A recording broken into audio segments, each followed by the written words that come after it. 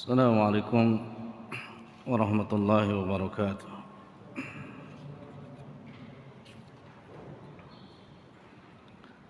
Innal hamdalillah nahmaduhu wa nasta'inuhu wa nastaghfiruh wa na'udzu billahi min shururi anfusina wa min sayyiati a'malina. May yahdihillahu fala mudilla lahu ومن يضلل فلا هادي له وأشهد أن لا إله إلا الله وحده لا شريك له وأشهد أن محمدا عبده ورسوله اللهم صل وسلم على نبينا محمد وعلى آله وصحبه أجمعين.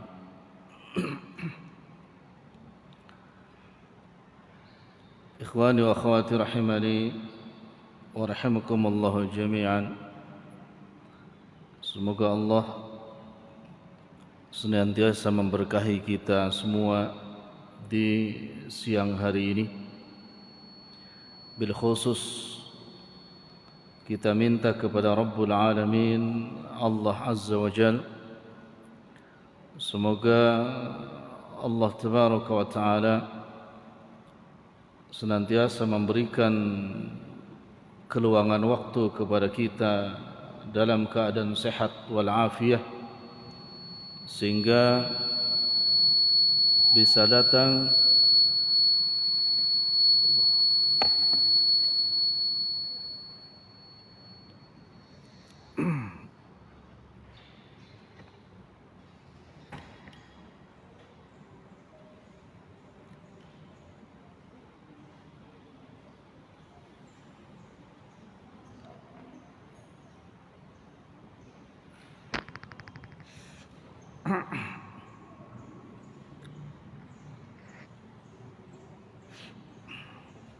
baik, mudah-mudahan bagus.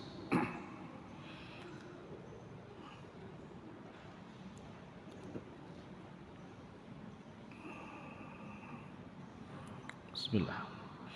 Jadi kita lanjut. Semoga Allah senantiasa memberikan kelapangan waktu kepada kita dalam keadaan sehat walafiat, sehingga dimanapun ada majlis ilmu, Allah memberikan keringanan kepada kita sekalian untuk datang ke majlis ilmu tersebut, sehingga kita masuk kepada kelompok yang dijanjikan oleh Nabiuna Muhammad sallallahu alaihi wasallam. Allah akan memberikan kemudahan kepada kita jalan menuju surganya Allah Subhanahu wa ta'ala. Dan kita doakan bersama, moga-moga para pengurus masjid ini senantiasa dimuliakan oleh Allah Subhanahu wa ta'ala dengan Al-Quran dan Sunnahnya, diberkahi keluarganya, dan Allah jadikan ladang amal soleh atas jerih payah mereka untuk memakmurkan masjid, salah satu dari rumah-rumahnya Allah Azza wa Jal yang ada di muka bumi ini. Dan semoga kelak mereka Allah tempatkan di surganya Allah Subhanahu wa ta'ala. Taib, kita akan lanjutkan kitab Ad-Da' wa Dawa, masih pembahasan seputar doa.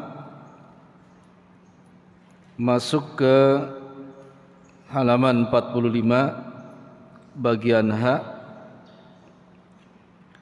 tentang kesalahan-kesalahan persepsi dalam doa. 45 bagian H, kesalahan-kesalahan persepsi dalam doa.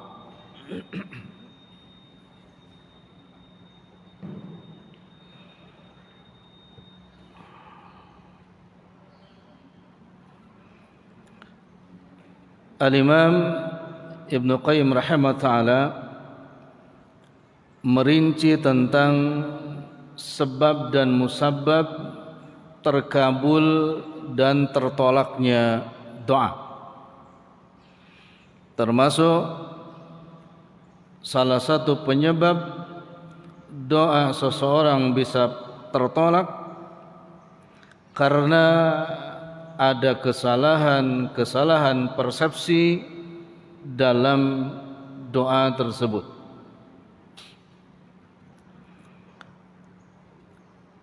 Yang disebut dengan kesalahan persepsi dalam doa ini antum baca aja ya nanti, atau sudah dibaca di rumah, kita jelaskan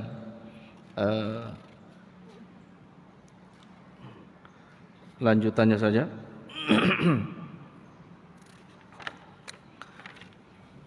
Makna kesalahan persepsi dalam doa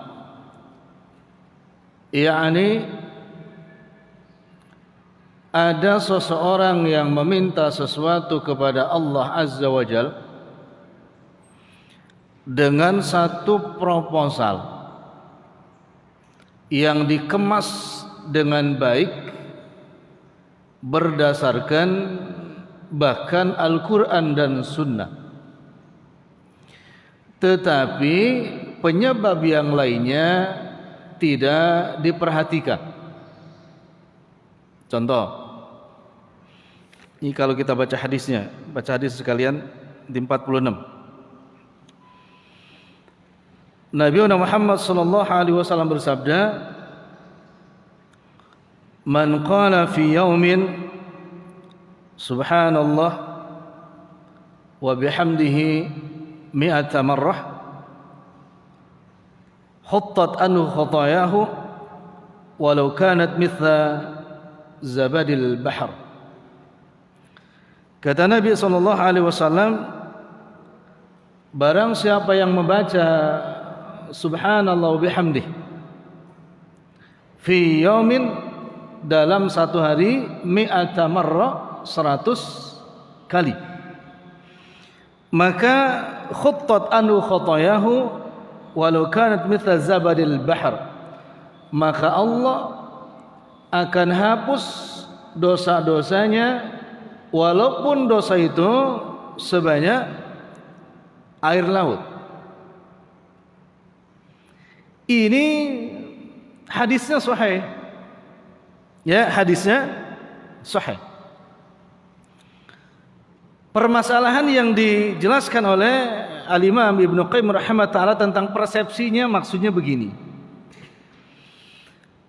Kita baca ini setiap hari 100 kali atau bahkan lebih daripada 100 kali. Baik. Dengan berharap seluruh dosa sebanyak buih lautan katakanlah, atau sebanyak air yang ada di laut, dengan asbab membaca doa ini semuanya diampuni. Tapi di sisi lain kemaksiatan tidak berhenti. Ini maknanya kesalahan persepsi.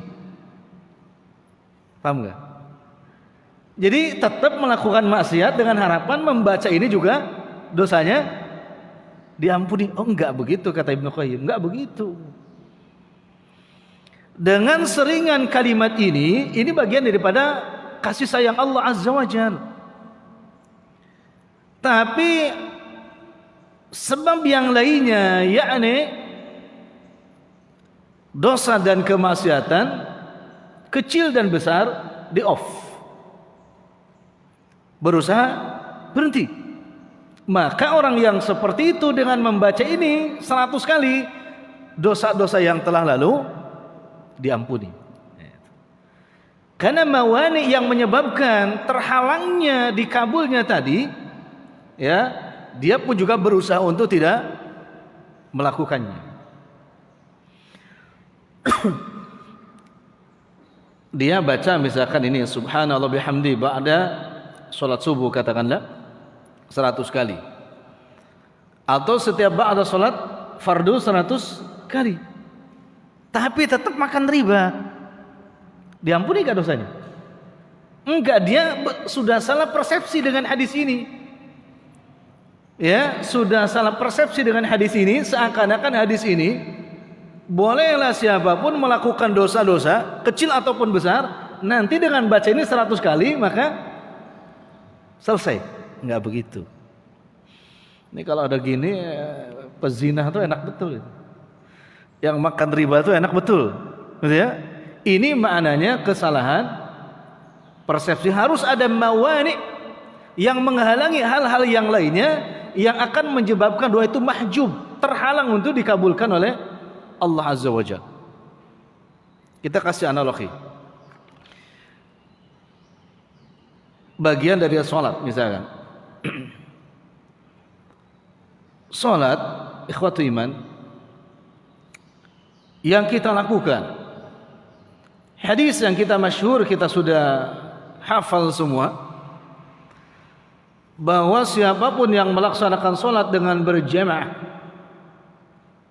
ya, salat berjamaah, maka fadilahnya mendapatkan 25, waqila 27 derajatnya. Nah, kemudian itu sunnahnya. Kemudian Al-Qur'annya di dalam surah Al-Ankabut ayat 45, Allah Azza wa Jalla berfirman, "Utslu ma uhiya ilaika minal kitab wa aqimis shalah innas salata tanha 'anil fahsya'i wal munkar." Hadisnya sudah, Al-Qur'annya sudah. Pertanyaannya, ana dan antum juga salat, alhamdulillah.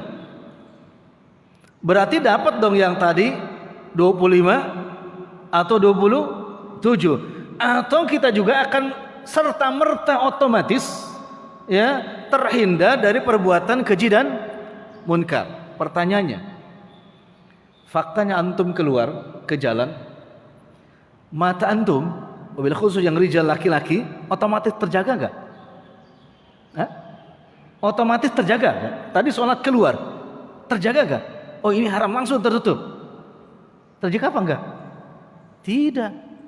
Tidak kan? Tetap ya.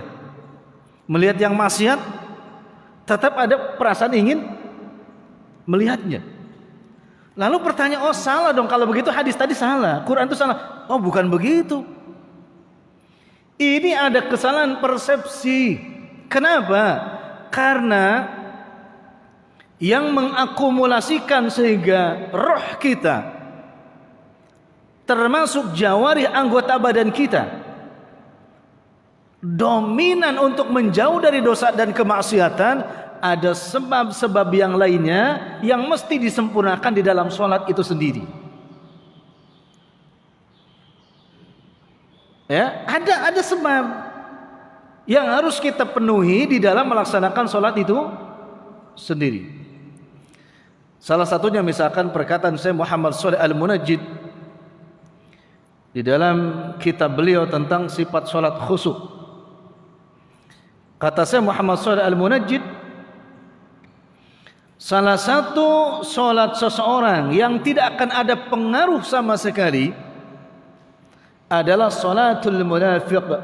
Sholatnya orang munafik, gak ada pengaruh sama sekali. Apalagi sampai tanha anil fahsya wal munkar, tidak. Seperti apa sholatul munafik itu? Bisa dilihat di dalam surah An-Nisa ayat 142. Rabbul Alamin Allah Azza wa Jalla berfirman, innal munafiqina yukhadi'una Allah wa huwa khadi'uhum wa idza qamu ila shalah qamu kusala. Orang munafik itu wal'iyadu billah hendak menipu Allah Azza wa Jalla, padahal dia sebenarnya sedang menipu dirinya sendiri. Lalu dengan khusus Allah jelaskan di akhir ayat, wa idza qamu, dan orang-orang munafik itu apabila berdiri ila shalah, untuk menegakkan salat, qamu kusala, mereka berdirinya dalam keadaan kusala, malas. Ini maknanya apa? Ternyata orang yang sholat dalam keadaan sholatnya kusala tidak bisa mencegah dirinya dari perbuatan apa? Keji dan mungkar. Tetap dia akan makan riba, tetap dia akan berzina, tetap dia akan mencuri, tetap dia akan gibah dan lain sebagainya. Kenapa? Bukan dia agak sholat, dia sholat, tapi sholatnya dalam keadaan kusala, malas. Kata Imam Ibnu Katsir rahimahullah ta'ala, sebaik-baiknya Al-Quran adalah ditafsirkan dengan Al-Quranul Karim. Lalu kata Imam Ibnu Katsir rahimahullah ta'ala tentang ini 142, kusala kata beliau ditafsirkan lagi dengan Al-Quran. Pertama, masih tetap lewat surah An-Nisa, tapi ayat yang ke-103. An-Nisa yang ke-103 tentang sifatul atau sifat sholatul munafik.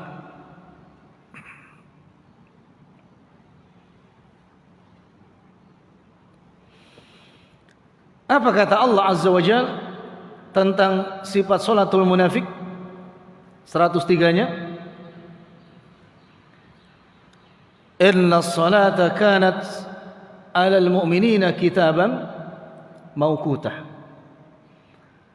Sesungguhnya salat itu bagi orang-orang yang beriman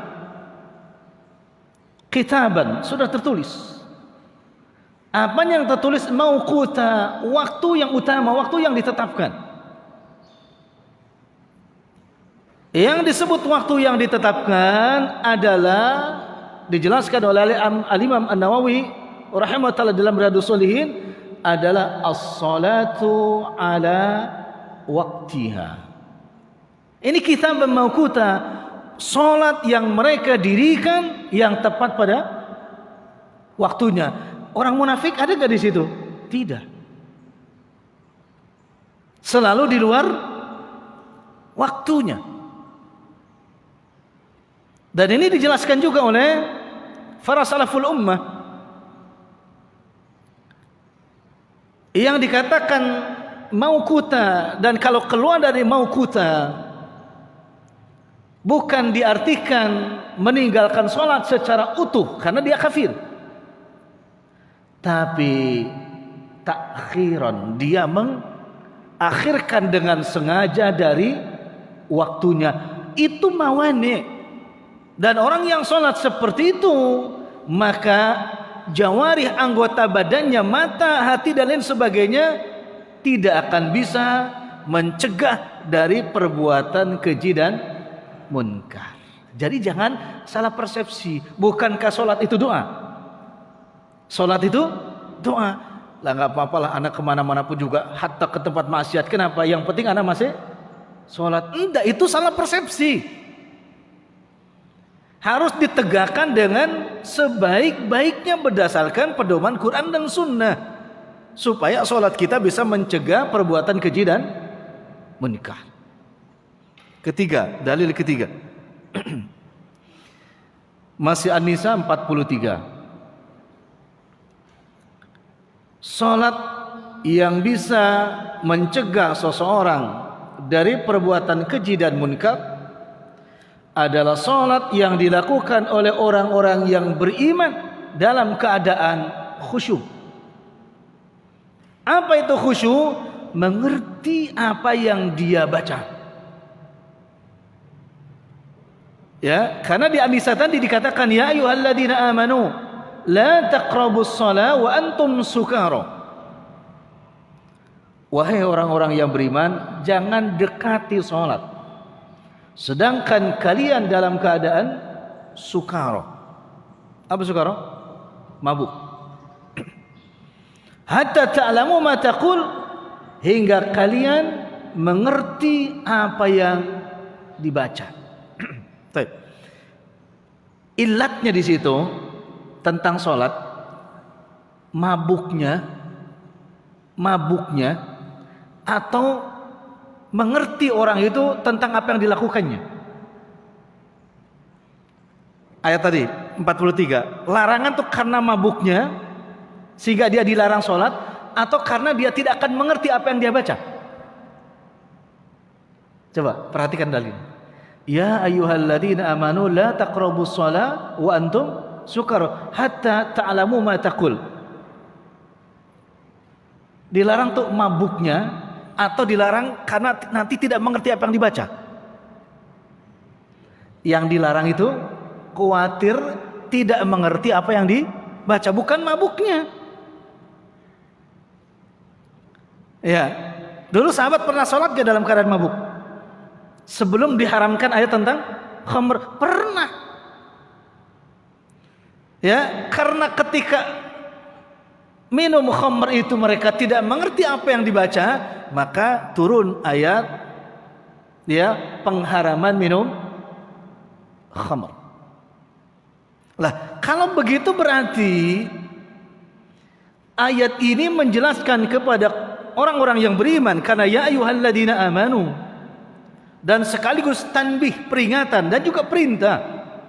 Hendaknya orang yang sholat itu belajar dengan sungguh-sungguh supaya mengerti apa yang dibaca. Supaya mengerti apa yang Tapi ikhwan, bukan begini pertanyaannya.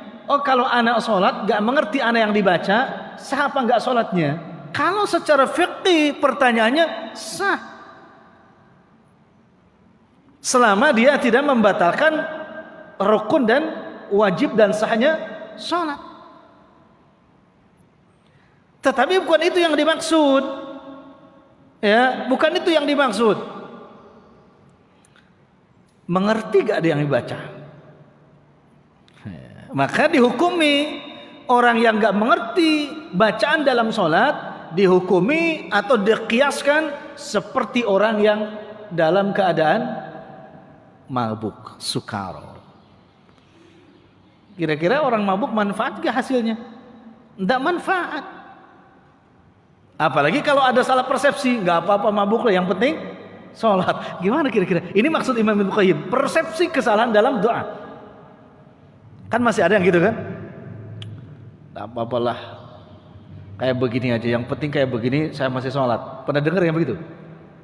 Ya? Judi nggak apa-apa, judi lah, yang penting saya masih sholat. Kan Allah Maha Pengampun. Ini salah persepsi dalam doa. Waliyadzubillah, kalau ada yang begini hancur. Ya, ini beberapa asbab yang bisa melahirkan sholatnya orang yang beriman itu, tanha anil fahsya wal munkar. Makanya kalau ada ikhwan yang bilang, yuk kita thalabul ilmi, nggak usah ngajak-ngajak anak. Thalabul ilmi itu ya urusan panggilan hati. Kalau hati anak belum ada yang manggil, maka anak nggak bisa diajak siapapun. Salah apa benar salah? Itu salah benar, Pak. Panggilan hati seperti apa? Hati itu kalau nggak ada yang mengisi, Pak, nggak bisa dominan. Kemana dia perginya? Dipenuhi dengan apa? Maka supaya hati ada panggilan, maka dijinakan hati itu dengan apa? Menunya makanan-makanan yang memang hati itu suka. Karena kesitulah nanti panggilannya. Bukan panggilan, kesitulah nanti hati itu berkiblatnya. Wallahi itu. Antum pernah merasakan gak malas baca Quran? Ya, jangan insya Allah. innalillahi gitu. Insyaallah Ustaz, jangan salah. Innalillah. Pernah malas. Tapi apa yang terjadi? Ketika futur, malas untuk baca Quran, dipaksa. Supaya apa? Supaya ruh termasuk hati kita terisi. Qadarullah wa masya'a fa'ala. Setelah baca 1 juz, nggak mau berhenti. Itu baru dikatakan hati itu punya kiblat. Apa kiblatnya? Menu yang bisa memenuhi hatinya. Ya? Kalau antum juga terus dengan ta'lim seperti ini, maka akan kecanduan. Ada akar yang menempel di dalam hati, asar kebaikan, sehingga ini menjadi basirah kepada antum sekalian. Maka dimanapun saya mesti ta'lim. Jangan enggak lah, anak nunggu panggilan hati. Nggak bisa. Hatinya diisi apa? Gitu ya? Kalau hatinya diisi dangdutan ya nanti goseng-goseng juga. Karena itulah yang memenuhinya. Ya muqallibal qulub, sabit sekali apa? Ala dinik. Yang minta tuh ala dinik, di atas syariatmu ya Rabb. Bukan di luar syariatnya Allah Azza wa Jalla. Karena itu yang akan mendominasi hati. Apa mau sholat tahajud pun juga nunggu panggilan hati? Waliyahdubillah. Masih ada di masjid-masjid kayak begitu. Lah anak nunggu panggilan hati. Gimana kalau baru ngomong gitu dipanggil malaikat maut? Selesai urusan. Ya? Tidak begitu cara ngisinya. Itu pun muncul semua itu. Ketika kita paham apa yang kita pelajari, paham yang kita baca, maka dihukumi dia dalam keadaan tidak mabuk. Karena mengerti apa yang dibaca. Maka akan melahirkan tahta anil fahsyi wal munkar. Kenapa? Karena isi hatinya adalah semua yang dia paham betul. Anak kalau ngaji mesti bertauhid. Bawa motor bertauhid. Bawa mobil bertauhid. Ke mall juga bertauhid. Paham kenapa? Isi hatinya ifradullah, hanya mengesahkan Allah Azza wa Jalla, sehingga tauhid itu memanggil hatinya. Kenapa? Karena hatinya paham betul. Tauhid itu menu anak, menu hati anak, kan gitu. Ya, kalau tidak memang akan terjadi kesalahan-kesalahan persepsi. Nah, sekarang tinggal kita lihat di dalam wakilnya kebiasaan kita sehari-hari. Ya. Karena ini bukan cuma kita, para sahabat Nabi yang mulia pun juga demikian. Bagaimana obrolan Abu Bakar dengan Umar bin Khattab ketika keluar dari masjid, bertanya tentang surga, bertanya tentang neraka, hampir sama. Tentang basyarnya, sifat manusianya hampir sama. Cuman yang dominan di dalam hatinya kebaikan. Apa kata beliau? Kata Abu Bakar Siddiq, ya, kalau aku bermajlis dengan Nabi, seakan-akan mataku melihat betul surga itu ada di hadapanku. Tetapi ketika aku keluar, maka usrah, ya, keluargaku membujuk aku A, B dan C. Maka di situ jauh lagi penglihatan akan surga itu. Memang basyarnya manusianya seperti itu. Ya, sehingga semuanya mereka dekat dengan Nabi, bertanya kepada Nabi, bahkan minta didoakan kepada orang-orang soleh yang dapat petunjuk dari Nabi SAW. Di antaranya dalam Bukhari sudah jelas, Umar ibn Khattab ketika datang rombongan dari Yaman, Umar langsung bertanya, Aindahum Uwais bin Amr, apakah di antara rombongan kalian ada seseorang yang bernama Uwais bin Amr? Ditanya. Naam, ada. Ya, kemudian Umar mendekati Uwais dan dia bertanya, apakah antum yang bernama Uwais? Betul. Lalu Umar bertanya lagi untuk mentakid, apakah antum benar yang dulunya pernah sakit kemudian Allah sembuhkan, tetapi Allah tinggalkan hanya sebesar dinar yang ada di belakang punggungmu? Betul. Baros, belang-belang. Ya, Allah sembuhkan dengan izin Allah, tapi ditinggalkan hanya sebesar dinar. Ditanya. Lalu ketika Umar bertanya, apakah engkau termasuk yang hanya memiliki ibu sekarang, dan kau pernah menggendong ibumu untuk melaksanakan haji? Betul. Lalu apa yang terjadi setelah itu? Umar itu berkata kepada Uwais Al-Qarni, mohonkan ampun untukku kepada Allah Azza wa Jalla. Dan Uwais tidak menolak memintakan ampun kepada Allah Azza wa Jalla untuk siapa? Umar ibn Khattab. Padahal Umar ibn Khattab termasuk siapa? Orang yang sudah dijamin masuk surga. Ini ada dominan kebaikan, sebab dan musabab. Tidak hanya persepsi dalam doa. Dia minta kepada seseorang, tapi di situ pun juga harus jelas. Ini kiai ini benar gak kiai ini? Sanadnya benar gak? Gurunya benar gak? Majlisnya benar gak? Ya, kesolehannya benar gak? Tidak tiba-tiba oh dia wali. Enggak, di mana walinya? Bahkan wali udzubillah ada mengatakan, ya, wali itu tetap wali sekalipun dia masih melakukan dosa dan maksiat. Dari mana?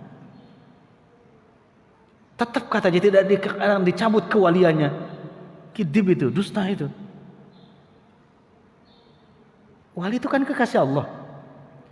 Allahu waliyul ladina amanu yukhrijuhum minadh dhulumat ilan nur. Orang yang beriman, yang bertakwa kepada Rabbul Alamin Allah Azza wa Jalla, walinya langsung siapa? Allah. Kalau dikatakan beriman dan bertakwa, apa boleh orang beriman dan bertakwa masih melakukan dosa dan kemaksiatan? Disengaja? Tidak. Maka Umar tuh bertanya, betullah engkau Uwais, gitu kan? Tanda-tandanya ini dan lain sebagainya. Baru minta apa? Didoakan. Sekarang kadang-kadang orang tuh rebutan, ini wali, rebutan minta didoakan, belum jelas. Nasabnya belum jelas. Kesehariannya belum jelas, ilmunya belum jelas. Wah, macam-macam. Gitu ya. Antum pernah datang ke wali kayak gitu? Aduh, parah hari ini. Parah, banyak kayak gitu. Ya, berbahaya itu. Ya masalah, tapi kan anak datang ke situ hutang anak 3 miliar dikabulkan. Nah, itu lain lagi urusannya. Nah, ya, antum kena istidraj itu kalau begitu. Gitu ya. Nah, ini. Jadi harus paham supaya tidak salah persepsi dalam apa? Berdoa sekalipun tadi. Apalagi kalau mendengar 1 hari puasa bisa menghapus dosa 1000 tahun. Wah, itu dah. Kalah Lailatul Qadar itu. Kalah Lailatul Qadar. Kalah keajaiban, keutamaan Ramadan. Akhirnya apa, Pak? Akhirnya sudah mereka puasa di situ. Maksiat jalan nggak apa-apa. Kenapa? Penting ini sehari aja selesai 1000 tahun. Umurnya kan nggak 1000, 75 tahun umurnya, 1000 selesai, bebas melakukan dosa. Ini celah-celah seperti itu pasti masuk. Ya, maka para ulama salaf menutup itu, membahas itu, menjelaskan itu tentang derajat kedudukan hadisnya. Yang maudhu palsu dikatakan palsu, yang dhaif dikatakan dhaif, yang munkar dikatakan munkar. Tidak hanya menyeru, tapi mentakid dengan dalil. Gitu ya. Jangan asal. Di dalam tafsir As-Sa'di jilid pertama, bab ta'awud. Itu kan ta'awud ada 3 redaksinya. A'udzu billahi minasyaitonir rajim. 1. Kedua, a'udzu billahi as-samil alim minasyaitonir rajim. Yang ketiga, a'udzu billahi minasyaitonir rajim min hamzihi wa nafthihi wa nafthihi. 3. Tapi yang menarik, antum baca kitab Nailul Awtar dan lainnya, Nabi SAW menjelaskan kepada kita, kalau di dalam sholat kita merasa ada gangguan, kata Nabi SAW, bila khusus banyak gangguan dalam batin, perut, ambil wudhu, sholat, baru 1 rakaat mules, pengen buang angin. Ada yang pernah begitu? Tapi itu sering terjadinya. Malah nggak apa-apa, Anda bersahabat saja, tahan saja, nggak boleh ditahan. Itu hadis Nabi SAW sudah memberikan solusi kepada kita. Apa kata Nabi? Dha'iyadaka, letakkan tanganmu ya di tempat yang kita rasa alam itu sakit, mengganggu, ya kan? Kemudian apa kata Nabi? Pasta'id billah, mohonlah perlindungan kepada isti'adah.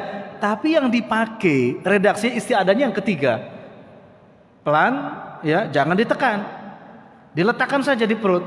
Baca a'udzubillahi minasyaitonirrajim min hamzihi wa nafthihi wa nafthihi. Itu dalam sholat, pegang ini. Itu solusi dari Nabi SAW. Atau merasa bulu kuduk tuh bangun gitu kan? Baca itu, pegang di sini, baca itu. A'udzubillah, baca itu. Yang menariknya apa? Min hamzihi. Hamzi itu Pak, hamzun. Dari cubitan setan. Atau orang Jakarta bilang sambetan setan. Pernah dengar?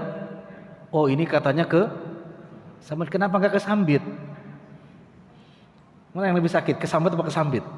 Cubit, sabet, sambit apa lagi? Akhirnya kesurupan gitu kan? Oh, ini katanya kesambet, kesurupan. Diobatin, pakai apa? Bangle. Numbuk, bangle bawang putih.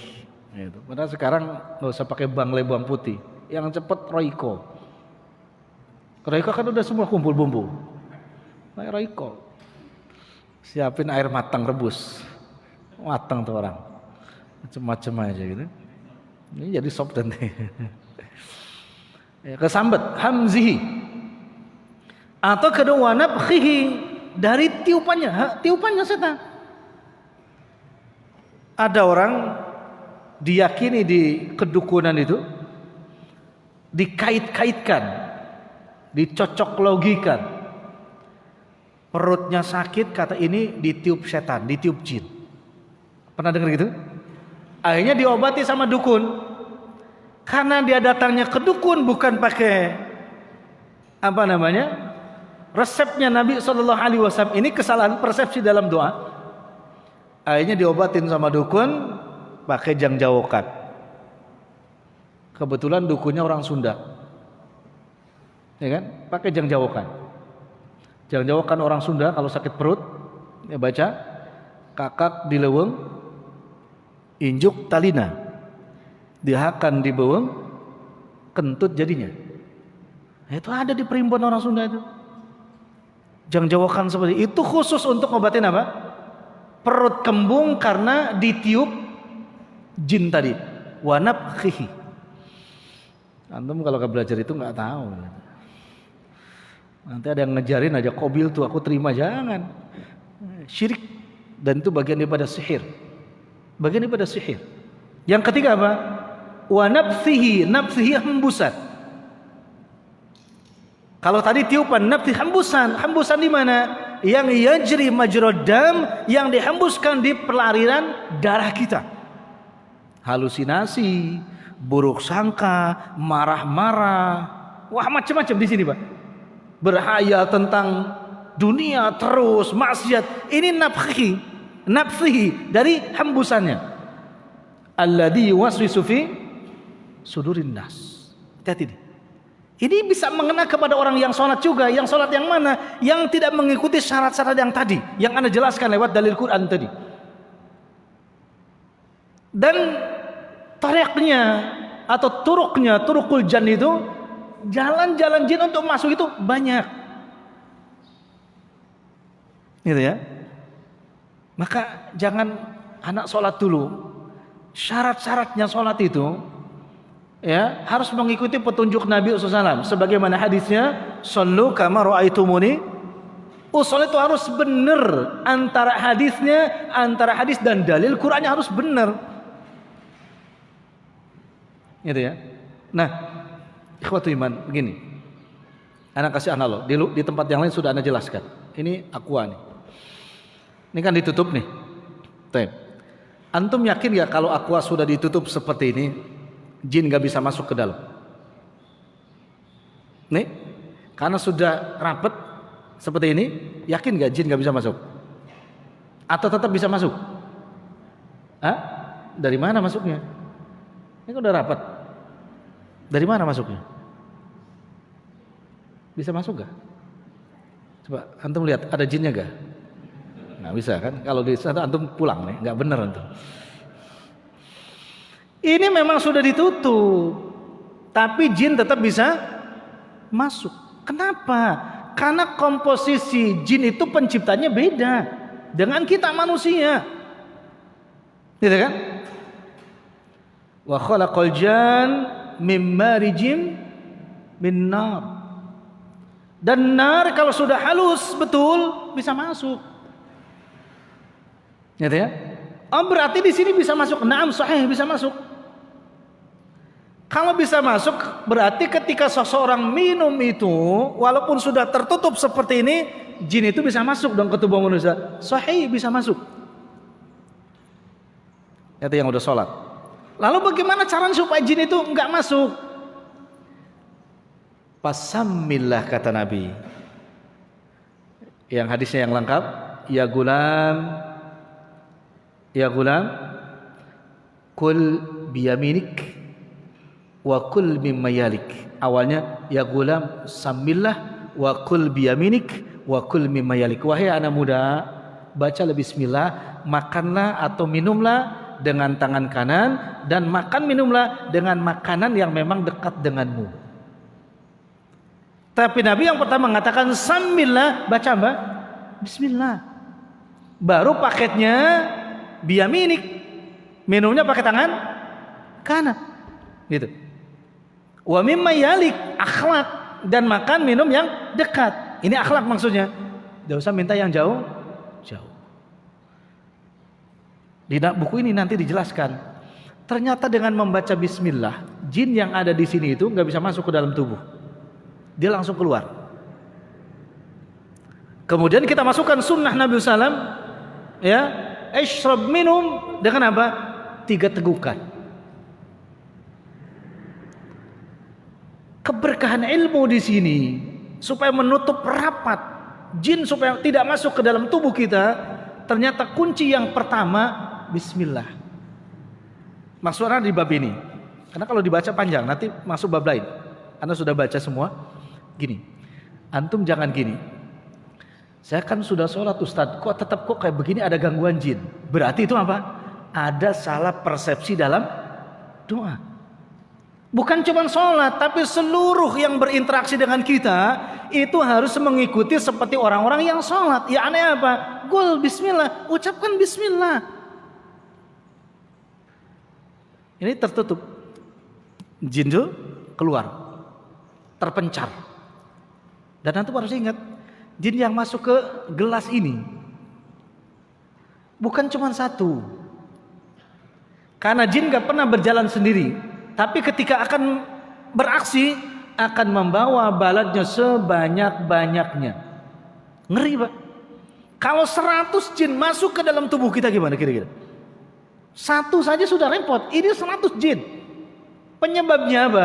Penyebabnya ketika kita minum tidak membaca bismillah. Akhirnya masuklah ke dalam tubuh seseorang. Dia sholat, tapi di sini sudah bersemayam ratusan jin. Yang yajri majrad dam, dia mengutak-ngatik berjalan di aliran darah. Pertanyaan anak, jin kalau sudah masuk ke dalam tubuh, tujuannya baik apa jelek? Jelek, gak ada yang tujuannya baik, jelek. Lah kan jin Islam gak bakalan masuk ke tubuh, tidak. Gak ada jin Islam masuk ke tubuh. Yang masuk ke tubuh jin kafir, sebagaimana qarin kita semua yang belum masuk Islam, kecuali qarin Nabi SAW. Sakitlah si fulan. Setelah si fulan sakit, maka dia berobat. Ayo tabib, kemana saja dokter berobat. General check up, tidak ada apa-apa. Pulang ke rumah, sakit lagi, sakit terus. Tapi kalau ke rumah sakit, nggak ada sakitnya. Bahkan yang lucunya, begitu dengar mau ke rumah sakit aja sehat dia. Tapi begitu masuk ke rumah sakit lagi. Begitu kejinya, memang seperti itu dan Allah izinkan. Tapi dia menyalahkan sholatnya, menyalahkan ngajinya, menyalahkan doanya. Kan saya sudah berdoa, tapi asbab-asbab yang lainnya tidak dipenuhi. Ini nih, mohon maaf harus teliti betul supaya tidak salah persepsi. Kalau sudah begitu gimana kira-kira? Ke dokter sudah puluhan dokter, rumah sakit sudah puluhan rumah sakit, tapi setiap ke rumah sehat terus. Beraksilah jin, masuk kepada nafsihi, menghembuskan fitnah-fitnah yang luar biasa. Apa di sini? Jangan-jangan tetangga baru nih. Nah, itu nafsihi, itu nafsihi, hembusan fitnah. Jangan-jangan tetangga baru. Nah, itu. Kenapa tetangga baru? Dia mungkin gak suka sama saya, kan gak masuk akal. Kalau gak suka pasti yang lama bukan yang baru dong. Ya, yang lama mungkin yang lama yang gak suka sama yang baru. Ini yang difitnah yang baru. Itu mulai fitnahnya. Ngobrol sama istrinya, kata istrinya, iya juga kemarin tuh istrinya ngeliatin aja rumah kita. Mulai itu nafsihi. Terus kita cari orang pintar aja. Cari orang pintar. Ternyata orang pintar pun salah persepsi mendatangi orang pintarnya. Kata orang pintar, oh bener dia nih. Tanya, kamu lahirnya hari apa? Ahad. Ahad 5. Ahad 5. Sekarang pokoknya kamu tenang aja lah. Siapkan 5 telur angsa. Angsa yang bertelur perdana. Nah, ini kan repot juga. 5 yang perdana lagi. Ya, bunganya karena ahad 5, bunganya berarti 5 warna. Kemudian bersedekahlah. Ini bagus nih sedekahnya. Bersedekah karena 5 dari mulai 50.000, 500.000, 5 juta dan sebagainya. Pokoknya karena pengen dipenuhi semua. Penuhi itu. Penuhi secepatnya. Ya kan? Kira-kira sembuh apa enggak? Sembuh apa enggak? Sembuh. Sembuh, Pak. Lah karena jin kan di dalam kan? Jin kan untuk mendolalahkan, menyesatkan manusia dengan syarat-syarat yang tadi. Dipenuhi syaratnya, ya keluar dia. Tapi bukan untuk selamanya, keluar untuk berdusta yang nantinya masuk lagi atau estafet ke orang lain. Untuk apa? Supaya dikhabarkan, diberitakan kepada yang lain. Saya sakit kemana-mana, tapi kemarin datang ke si fulan, petunjuknya ini sembuh. Akhirnya orang itu datang lagi. Dolun mudilun, dia sesat menyesatkan. Datang dari dia seorang yang sudah datang ke dukun itu udah 100 orang. Berapa itu dosa jariahnya? Waliyadzubillah. Itu hati-hati. Padahal hanya satu sebabnya, minum gak baca Bismillah, dan dia salah persepsi di dalam berbagai doa. Seakan-akan boleh dia berdoa dengan baik gitu kan, dan ternyata dibarengi dengan itu maksiat pun gak apa-apa. Itu satu. Yang kedua, ada yang sangat berbahaya ikhwan sekalian tentang salah persepsi dengan doa. Inilah baca hadisnya. Ini yang Anda baca. Ini sudah Anda baca hadisnya. Seperti ini. Gini. Dia tidak merasakan apa-apa di rumahnya. Atau dalam rumah tangganya. Waktunya beli mobil, bisa beli mobil. Beli motor, bisa beli motor. Renovasi rumah, bisa renovasi rumah. Ya. Tetapi yang tidak dia pahami, gak bisa sholat tahajud sudah bertahun-tahun. Tidak bisa sholat tahajud sudah bertahun-tahun. Bahkan sudah ditanya sama teman-teman yang di majlis taklim, kemana antum? Anti sudah lama gak majlis taklim. Sehat kan? Alhamdulillah sehat. Medok. Alhamdulillah sehat. Cuman itu belum bisa anak ke majlis taklim. Itu tidak merasa hukuman. Padahal itu termasuk hijab, ada penghalang. Dari apa? Dari jin tadi. Dan ini lebih berbahaya daripada yang tadi. merasa apa? Sehat saja. Padahal gak bisa sholat tahajud, gak bisa ngaji, gak bisa tadarusan, dan lain dan sebagainya. Untuk amal soleh hanya yang wajib tok, itu pun gak jelas. Ini hukuman yang luar biasa. Tetapi merasa benar di dalam sholat yang wajib tok tadi, ini pun kesalahan persepsi yang lebih besar daripada yang tadi. Ayo, walhamdulillah, kita berlindung kepada Allah dari sifat yang tadi. Antum kalau gak sholat tahajud seminggu, gelisah atau biasa aja? Ini yang soleh-soleh kayak begini. Gak sholat, tapi anak salah nanyanya kali ya, karena antum gak pernah tinggal sholat tahajud kan? Ini cerita aja lah. Kalau ketinggalan sholat tahajud misalkan 3-4 hari, gelisah atau biasa-biasa saja, atau malah gak merasa apa-apa? Kev, gimana kira-kira? Biasa saja. Ini hukuman. Ini salah persepsi. Seakan-akan cukuplah dengan sholat apa? Sholat wajib. Ini salah persepsi dalam ibadah. Bukankah doa itu ibadah? Ibadah. Maka doa itu harus jelas dalilnya. Kenapa? Karena doa ibadah. Bahkan ketinggalan sholat berjamaah juga nggak ada merasa dosa. Masbuk terus pun nggak pernah merasa dosa. Jamaah tapi masbuk terus. Nah, apa-apalah, yang penting saya jamaah walaupun masbuk. Ini gak merasa berdosa. Ini hukuman. Ayo, pokoknya kalau ada merasa itu udah tenang dalam seperti itu, hati-hati antum. Kenapa? Keluar daripada sunnah Nabi SAW yang seperti itu. Ya, bukankah para sahabat Nabi itu rebutan untuk mengisi shaf?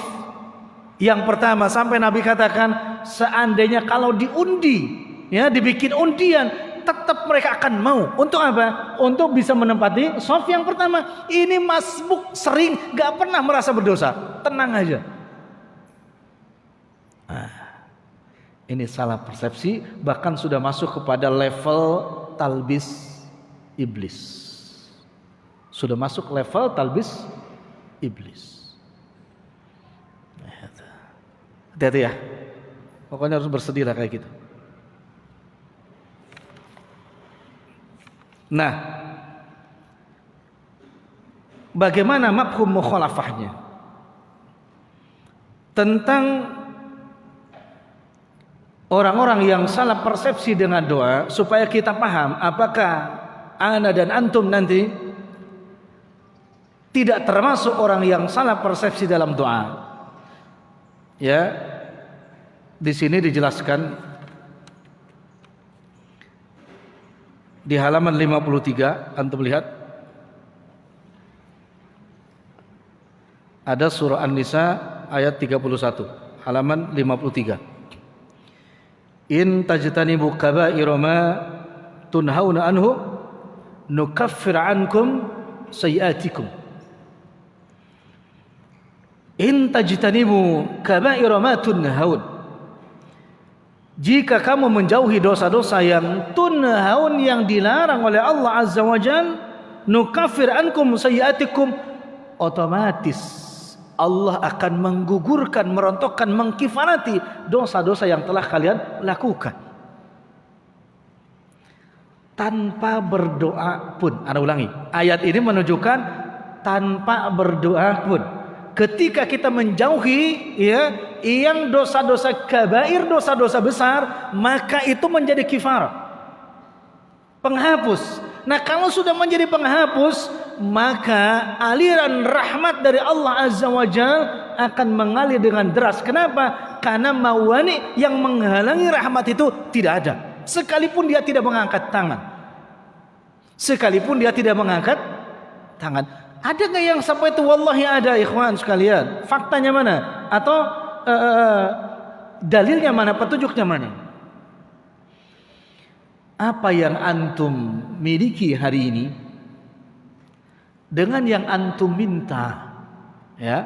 Apa yang kita miliki hari ini dengan yang kita minta, banyak mana yang Allah berikan kepada kita? Yang kita minta atau yang kita gak minta? Yang kita gak minta. Wallahi itu lebih banyak itu yang Allah berikan kepada kita. Dan itu nilainya amat sangat mahal. Anak kasih contoh satu.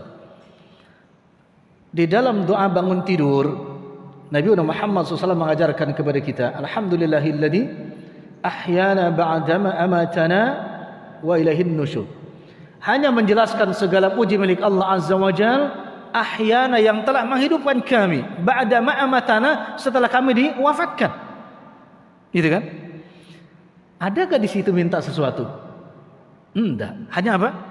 Memuji yang telah memberikan nikmat dihidupkan kembali. Baik. Antum tidur dengan istri dan anak. Antum tidur dengan istri dan anak. Kemudian antum telah berusaha menjauhkan dari dosa-dosa yang kabair. Ya. Setelah membaca doa yang tadi, ini yang suami-suami soleh ini, pernah gak antum selesai baca doa atau sebelum baca doa tadi, antum memegang tangan atau dada istri antum, apakah masih berdetak jantungnya apa tidak? Pernah gak? Jangan ngelamun ditanya ini. Ya kan baca alhamdulillahilladzi ahyana, segala puji Allah yang telah menghidupkan kami. Setelah baca doa itu pernah gak langsung memegang dada istri antum atau tangan antum? Pernah gak? Atau masa bodoh? La haula wala quwwata illa billah. Kalau enggak cinta lagi kayaknya nih. Lah kalau kita sudah alhamdulillah telah engkau hidupkan, masa kita enggak mau? Gimana istri anak? Itu. Mestinya kayak begitu, ya kan? Sehingga ketika antum pegang tangan istri antum juga antum agak keraskan doanya alhamdulillah yana, dengan harapan istri antum juga bangun dan sama-sama membaca doa tadi. Gitu. Kenapa? Ada nikmat yang amat sangat besar yang kita enggak minta tapi Allah berikan. Apa itu? Nikmat apa kira-kira? Setelah ahyana, nikmat sehat. Tandanya nikmat sehat apa di situ, mah? Allah masih memberikan oksigen kepada kita. Masih memberikan oksigen. Antum ada gak khusus minta oksigen setiap hari? Hah? Ayo, pernah gak? Tapi pernah gak ada orang yang minta oksigen? Ada. Ketika apa? Ketika orang situ sudah kehabisan atau kekurangan oksigen, minta, bahkan beli. Sahih? Beli. Berapa satu tabungnya? Anak gak tahu satu tabungnya berapa itu. Beli. Tabung kecil tabung gitu ya. Dipasang. Muhammad yang kena COVID parah, diserang paru-parunya langsung pasang apa? Oh, pasang langsung lega. Enggak dimintakan itu. Tapi Allah kasih setiap hari. Ya. Allah kenapa, Pak? Karena di antaranya kita sudah menjauhi kabair, dosa-dosa besar, sehingga Allah berikan apa yang kita enggak minta. Padahal itu lebih mahal daripada yang apa? Minta. Yang pintar ekonomi, oksigen satu tabung dikali 24 jam dikali 5 tahun gitu, nanti dapat mobil satu. Dapat mobil satu. Padahal habis sholat tahajud minta apa? Ya Fattahu ya Razzaq, Allah marzuqni sayyarah jadidah. Ya Allah, berilah kami mobil yang baru. Itu habis sholat tahajud. Antum enggak ya? Enggak usah lah. Nah, tapi kalau dikumpulkan oksigen sekian tahun dapat itu. Enggak diminta tapi melebihi apa yang kita minta. Ini janji Allah. Hatta kita tidak mengangkat tangan, tetapi ketika menjauhi kabair Allah berikan. Itu maknanya. Maka jangan salah persepsi. Jauhi kabair, maka doa kita akan makbul. Itu maknanya. Jauhi kabair. Tapi bukan makna, jangan salah juga. Oh, kabair doang yang dijauhi. Kalau shaghair boleh dong. Tidak, kabair aja dijauhi, apalagi shaghair gitu. Yang besar aja dijauhi, apalagi yang kecil. Maka tariq, jalan antum menuju jannahnya Allah Azza wa Jal akan dimudahkan oleh Rabbul Alamin, Allah Subhanahu wa ta'ala. Ini orang-orang yang enggak salah persepsi. Dalilnya surah An-Nahl ayat ke-97. An-Nahl 97. Ini lawan daripada An-Nisa 31 tadi. Apa Allah menjelaskan kepada kita? Man amila salihan min dzakarin aw unsa wa huwa mu'min. Man amila sholihan, barang siapa yang beramal soleh. Barang siapa yang beramal soleh min dzakarin aw untha, laki-laki atau perempuan. Tapi ingat, wa huwa mu'min, dan dia tetap apa? Beriman. Jadi bukan hanya amal soleh, Pak, tapi tetap beriman. Qaulun, ya, wa fi'lun, perbuatan, kemudian wa qalbun, hatinya lurus, sama apa yang ada di hati, sama dengan yang diucapkannya, dan sama dengan apa yang dilakukannya. Itu iman. Man amila sholihan min dzakarin aw untha wa huwa mu'min. Ada orang yang beramal soleh tapi apa yang diucapkan dengan yang di hatinya nggak sama, keluar itu. Ada orang yang beramal soleh tapi ucapan dengan perbuatannya nggak sama, keluar itu. Harus beramal soleh juga wa huwa mu'min. Apa janji Allah? Falanuhyiyannahu hayatan thayyibah. Maka Rabbul Alamin, Allah Azza wa Jalla, akan memberikan hayatan thayyibah, kehidupan yang thayyib. Kata At-Tabari, thayyib itu apa? Thayyib maknanya adalah naimud dunya, kesenangan-kesenangan. Karena thayyib itu maknanya yang zahir. Kalau dikatakan thayyib itu maknanya zahir, yang nampak. Maka kalau dikatakan kaif halik, bagaimana kabarnya? Alhamdulillah. Alhamdulillah apa? Khair, baik. Bukan menjawab alhamdulillah thayyib. Tapi boleh juga pakai thayyib. Maksudnya apa? Kalau ditanya bagaimana kabarmu, kalau dibaca dikatakan thayyib, berarti saya sehat. Tapi kalau antum jawab kaifal hal, bagaimana kabarnya? Alhamdulillah khair, baik, berarti lahir batinnya sehat. Maka kita sering memakai khair, bukan thayyib. Kalau katakan thayyib, itu batinnya belum tentu. Bukan kantongnya. Bukan kantongnya, tapi batinnya. Kalau bilangnya thayyib, jangan salah. Ya, tapi jangan coba-coba juga thayyib. Nanti tanya lagi, berarti antum sakit apa ini? Batinnya. Ya, itu bedanya. Maka hayatan thayyibah, kehidupan yang thayyib itu adalah secara zahir itu baik. Ya, secara zahir dulu. Karena begini, seorang sahabat pernah bertanya, Nabi pernah memberikan analogi kepada sahabat. Kata Nabi SAW, ma ra'yuka, bagaimana pendapatmu jika ada di halaman seseorang itu ditambatkan seekor unta? Jika ada halaman orang itu ditambatkan seekor unta, kata ma ra'yuka, bagaimana menurutmu? Itu oleh sahabat, ya, pasti dia orang punya duit. Kenapa? Karena di garasinya ada mobil, bukan unta. Kalau tadi kan unta, Nabi, bukan unta. Pasti dia punya duit. Kenapa? Di garasinya ada mobil. Ini maknanya apa? Dohirnya kelihatan, gitu maknanya apa? Dohirnya terlihat thayyib gitu. Itu Pak. Padahal belum tentu di garasinya ada mobil itu, belum tentu apa Pak? Kalau orang di garasi ada mobil, belum tentu apa kira-kira? Belum tentu satu mobilnya dia, belum tentu kan? Boleh jadi yang nitip karena tetangga sebelah kebanjiran, satu. Belum tentu juga dia punya duit, mobilnya nggak pernah keluar, nggak ada untuk beli bensin. Tapi itu ukurannya apa? Itu batin, bukan zahir, ya kan? Kan nggak tahu dia punya duit apa enggak.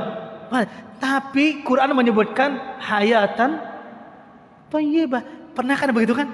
Masya Allah, antum tuh kalau begitu harus bersyukur. Tiba-tiba antum ngaji, Masya Allah, kelihatannya orang banyak duit, padahal antum hutangnya banyak. Tapi teman antum bilang banyak duit, alhamdulillah. Secara apa? Hayatan thayyibah. Secara penglihatan dia, akhirnya dia, kita itu banyak duit. Jangan, lah enggak lah, terlihat, enggak usah begitu. Gol alhamdulillah, ucapkan alhamdulillah. Kenapa? Mudah-mudahan dari orang soleh menjadi apa? Doa. Ini hayatan thayyibah, satu kata Tabari. Wakila kata Imam Ibnu Katsir Ta'ala, hayatan thayyibah ay al jannah, surga. Artinya apa? Orang-orang tadi yang beramal soleh dan dia beriman kepada Allah Azza wa Jalla, tidak akan pernah menyalahkan persepsi dalam doanya. Kenapa? Karena dia beramal soleh dan menjauhi dosa-dosa besar dan dia beriman. Pasti besok Allah janjikan dengan hayatan thayyibah, yaitu kehidupan di surga. Lanjutan ayatnya apa? Walanajziyannahum ajrahum, dan Allah akan jaza. Jaza itu apa? Balas. Ajrahum, apa ajrahum itu? Ujur, ajrun, upah. Bima kanu ya'malun, atas apa yang mereka lakukan. Ini ada sebab-sebabnya. Sudah dikasih kehidupan yang bagus, gitu kan?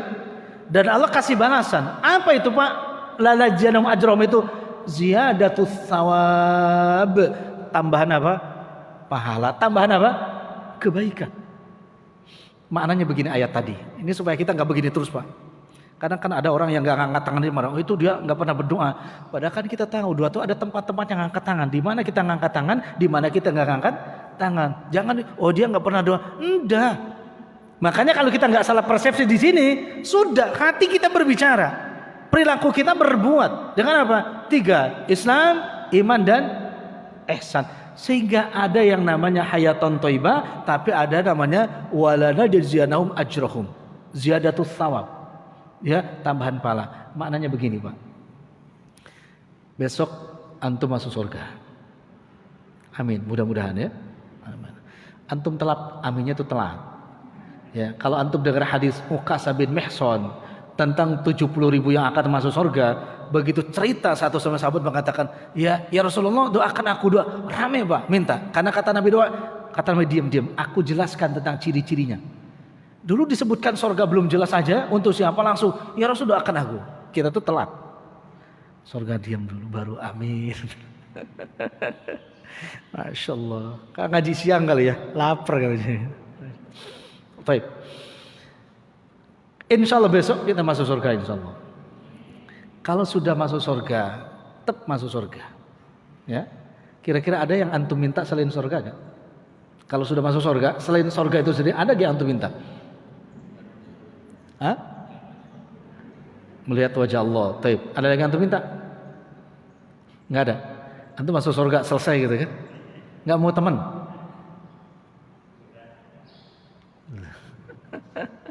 Ada yang minta lagi kah? Kalau anak besok mudah-mudahan masuk surga, yang pertama anak minta ya tadi, wajah Allah, menatap wajah Allah, itu terakhir. Allah janjikan itu terakhir. Anak mau nanya, ya Rob, istri anak di mana? Itu yang bertanya. Nah, masa antum gak ingat istri kalau besok masuk? Mau cari yang lain di surga? Nah, istri dulu yang ditanya. Istri anak, ya Rob, istri anak mana? Ya, masa ditinggalkan aja begitu saja, gitu kan? Ini janji Allah, uiddatil muttaqin, Allah janjikan bagi orang takwa apa? Ziyadatus shawab, tambahan pahala untuk mereka. Wala najjam ajrahum, ya kan? Allah janjikan ajur, balasan. Balasan itu, Pak, sesuai dengan apa? Pekerjaannya. Ya. Di antaranya minta apa? Surga tuh jangan yang level 1. Minta level 2. Itu namanya minta. Sampai Nabi katakan, idza sa'altumul jannah fas'alu al-firdaus, kata Nabi, jika kalian minta surga jangan tanggung-tanggung, minta apa? Firdaus. Gitu. Itu namanya Allah akan berikan kalau kita minta. Minta lagi bertemu dengan teman-teman, itu minta. Selama ada permintaan, najziyannahum ajrahum, karena kita sudah berbuat dengan tadi ketika di dunia amalan sholihat, maka Allah akan berikan semua permintaan ahlul jannah kepada ahlul jannah. Sampai Allah katakan di dalam hadis kursinya, semua kebaikan sudah diberikan oleh Allah Azza wa Jalla kepada penghuni surga, maka Allah berfirman kepada mereka. Apa kata Allah? Apakah kalian masih minta sesuatu? Masya Allah. Setelah dipenuhi semua permintaannya, Allah masih bertanya, apakah masih ada permintaan kalian? Lalu mereka berkata, yakfi ya Rabb, tubayyiduna wujuhana, cukup, wajah-wajah kami telah engkau putihkan. Ini perkataan orang-orang yang sudah lama di neraka, kemudian Allah angkat ya ke surga dimandikan di maul hayat, mukanya tadinya gosong menjadi putih. Ya, mereka berkata, bukankah wajah kami telah engkau putihkan? Yang lainnya berkata, bukankah surga telah engkau luaskan? Yang lain berkata, bukankah air susu madunya telah Allah alirkan? Lalu Allah bertanya untuk kedua kalinya, apakah kalian minta sesuatu? Masya Allah, apakah kalian minta sesuatu? Lalu apa? Jawabannya Allah, aku akan memberikan ridhoku kata Allah kepadamu. Ini tertinggi yang akan Allah berikan kepada ahlul jannah, ridhoku. Radhiyallahu anhum wa radu anhu. Mereka ridho atas pemberian Allah Azza wa Jal, dan Allah pun ridho kepada mereka. Ini Allah menampakkan wujudnya, zatnya di hadapan orang yang beriman. Bighairi hijab, tanpa ada penghalang. Dan yang tertinggi pemberian Allah Azza wa Jalla di surga adalah keridhoannya. Ikhwan, kalau kita bertamu, sahibul baitnya sudah ridho kepada kita, ala kulli hal, segala sesuatu yang ada di dalamnya diberikan kepada kita. Kalau tuan rumah sudah ridho. Ini yang punya langit dan bumi dan seluruh isinya, ridho kepada siapa? Kepada man amila salihan min dzakarin aw unsa wa huwa mu'min. Ridho Allah berikan semuanya. Ini tingkatan tertinggi. Bagi siapa? Orang beramal soleh dan tetap beriman, tidak menyalahkan persepsi atas doa-doa yang mereka panjatkan, tapi berusaha mereka untuk menjauhkan kabair dan shaghair, dosa-dosa besar, plus juga menjauhkan diri dari dosa-dosa kecil. Ya, ini bab yang kita bahas hari ini. Hadis misalkan di 54, ana inda husnil dhanni abdi, ini pun juga suka disalah persepsikan oleh orang-orang yang melakukan dosa. Yang penting saya sudah melakukan amal soleh, dosa-dosa sedikit gak apa-apa, karena Allah sesuai dengan prasangka hambanya. Ini juga musibah kalau memaknai hadis ini dengan cara seperti tadi. Nah, dilihat surat Fussilat ayat 23 di halaman 55. Wa dzalikum dhannukum alladzi dhanantum bi rabbikum ardakum fasbahtum minal khasirin. Halaman 55. Dan yang demikian itu adalah prasangkamu yang telah kamu sangka terhadap Rabbmu. Prasangka itu telah membinasakan kamu. Waliyadzubillah. Maka jadilah kamu termasuk orang-orang yang merugi. Maka gini ikhwan sekalian, kalau antum berdoa, redaksi doanya pahami hadisnya.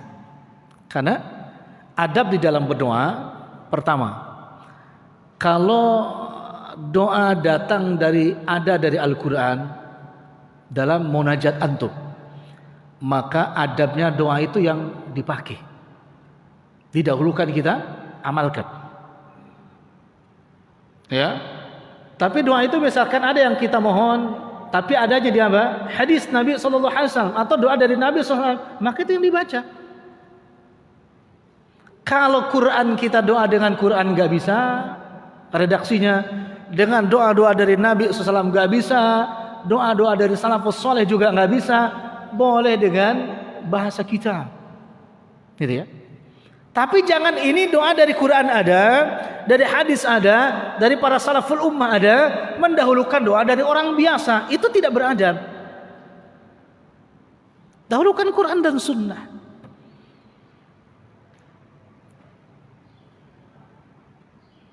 Setelah Nabi membaca alhamdulillahilladzi ahyana ba'da mamatana wa ilaihin nusur, bangun tidur, doa apa yang dibaca oleh Nabi SAW setelah itu? Setelah alhamdulillahilladzi tadi, atau zikir apa yang dibaca Nabi? Itu masih di tempat tidur. Nabi SAW setelah membaca doa yang tadi masih kondisi dalam tempat tidur, beliau membaca 10 ayat yang terakhir surah Ali Imran. 10 ayat yang terakhir surah Ali Imran. Panjang apa pendek? Namanya 10 itu pendek, kan 10. Panjang itu kalau 100. Ya, pendek. Ada yang pernah baca itu? Alhamdulillah sudah ya. Inna fi khalqis samawati wal ardi wa ikhtilafil laili wan nahari la ayatin li ulil albab itu. Akhirnya apa? Ya ayyuhalladzina amanu sabiru wasabiru warabitu wattaqullaha la'allakum tuflihun. Itu. Tapi antum jangan baca yang pertama sama akhirnya. 10 terakhir. Baru keluar atau turun dari firas tempat tidur kita. Itu. Tapi hafal kan? Hafal. 10 hari insyaallah hafal. 1 hari 1 ayat. Ini sunnah Nabi sallallahu alaihi wasallam. Insyaallah ya. Bulan besok ketemu anak hafal itu. Bismillah. Insyaallah ya. Nah, itu insyaallah. Harus hafal ya, ada tambahan. Supaya ada ziyadah besok di surga harus ada ziyadatul amal, tambahan beramal soleh. 1 sampai 10. 1 sampai 10 ayat yang terakhir. Enggak panjang. Alhamdulillah surah Al-Imran itu pendek-pendek, Pak. Ya, pendek-pendek. Bismillah ya. Kalau kahfi kan sudah diamalkan. 10 ayat pertama maghrib, 10 ayat terakhir ba'da subuh. Sudah itu alhamdulillah ya. Pelan-pelan lah, pelan-pelan. Ya, pelan-pelan. Kan ngajinya juga baru 3 kali. Sama anak di sini. Pelan-pelan. Supaya jatuh. Nah, di sini ayat yang tadi Fussilat 23, prasangka-prasangka yang berdoa tidak sesuai dengan redaksi dan adab dalam berdoa itu mencelakakan kalian kata Allah. Prasangka kamu tadi. Karena ada orang yang merasa cukup dengan doanya, meninggalkan yang lebih utama. Ada musibah yang besar, Pak. Ada orang yang tidak pernah meninggalkan sholat tahajud, tapi membiarkan sholat berjamaah subuh. Ini musibah. Dengan apa? Zon, prasangka. Dia mengatakan tahajud lebih utama daripada sholat berjamaah subuh. Akhirnya dia nggak pernah sholat berjamaah subuh di masjid. Kenapa? Merasa cukup dengan apa? Yang penting saya sudah sholat tahajud. Itu. Zonnya dia ardakum akan mencelakakannya. Karena zon itu ya harus ditabayun dengan apa? Ditashih dengan apa? Dengan Al-Quran dan Sunnah. Kalau tidak bahaya. Gitu ya. Bahkan ada doa-doa yang kidib, doa yang dusta. Seorang imam hari Ahad malam ba'dal maghrib doa. Dalam doanya atau subuh terdengar doanya karena dijaharkan. Allahumma taqabbal minna salatana wa siyamana wa qiyamana wa ruku'ana wa sujudana. Apa terusannya ya? Anak ngapalin kan sambil dengar lewat. Wa takhussu'ana wa tadarru'ana. Oh itu dirinci. Yang redaksi pertama mungkin benar. Allahumma taqabbal salat, ya Allah terimalah salat kami. Memang habis salat. Tapi kalau siyamana puasa apa? Ya, taqabbal siyam puasa apa? Jamaahnya puasa apa? Kan siamana tuh jamaah. Kalau siami berarti imam sendiri puasaku. Kalau siamana puasa apa? Emang si imam tahu bahwa jamaahnya semuanya puasa dan itu dilafalkan bukan bulan puasa. Kira-kira berdosa apa gitu? Berdosa nggak? Berdosa. Kan kalimatnya kan jelas. Terimalah. Berarti kan sesuatu yang sudah dilakukan. Apalagi kalimat lainnya. Wa takhussu'ana, khusunya benar gak khusu? Kenapa gak dirubah doanya? Ya Allah berilah kami kehusuan. Kan ada itu. Jangan terimalah khusu kami. Benar gak khusu? Wa tadarru, benar gak tadarru? Dusta. Ini bukan prasangka lagi tapi dusta. Apalagi kalau gak sholat malam. Taqabbal qiyamana, gak sholat malam dia. Sholat subuh isanya aja jam 3 umpamanya, ini cerita. Dusta. Wahwa mu'min apa enggak? Enggak. Kalau begitu wahwa munafik. Munafik. Maka kalau lewat dengar itu, ya Allah, merinding. Bukan merinding apa? Merinding ngeri gitu. Dengar doa-doa kayak begitu. Maka harus sahih sanadnya. Jelas akhlaknya dalam berdoa. Supaya persangka tadi tidak apa? Tidak ardakum, ya, tidak mencelakakan kamu pasbahtum, sehingga besok, Quran mengatakan besok, maksudnya apa? Dalam waktu dekat, khosirin, akan termasuk orangnya apa? Rugi. Dengan apa dia celakanya, ruginya apa? Dengan prasangka yang tidak pakai dalil, dengan prasangka yang tidak pakai sanad tadi, sehingga celaka dengan ibadahnya. Luar biasa ya, ada orang celaka karena ibadahnya. Celaka karena ibadahnya.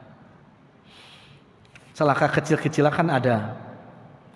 Celaka kecil-kecilan dalam ibadah itu, ada seorang kakek-kakek usianya 70 tahun tidak pernah melaksanakan sholat duha sekalipun karena khobar yang gak jelas, berita yang gak jelas. Kenapa?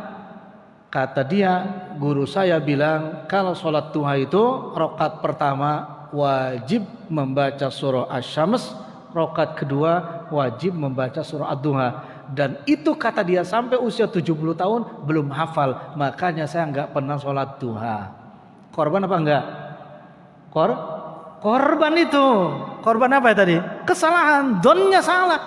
Berprasangka bahwa si ustadznya itu maksum dengan ilmunya. Dia tidak melacak sanadnya dan lain sebagainya.